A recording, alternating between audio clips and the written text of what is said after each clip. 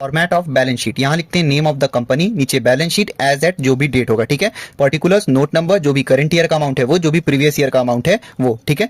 दो सेक्शन होता है इसमें, एक होता है इक्विटी एंड लाइबिलिटीज और एक होता है असेट्स। पहले हम देख रहे हैं इक्विटी एंड लाइबिलिटीज में क्या क्या आती है। चार चीजें, share holders fund, share application money pending on allotment, non current liabilities और current liability. Share holder fund में तीन चीजें, share capital, reserve and surplus, money received against share warrants, और इधर share application money pending allotment में बस यही रहता है। फिर नॉन करेंट लाइबिलिटी में आता है long term borrowings, long term provision, other long term liabilities और डिफर्ड टैक्स लाइबिलिटी, ठीक है। वैसे ही करंट लाइबिलिटी में आता है short term borrowing, short term provision, other current liabilities और ट्रेड पेएबल।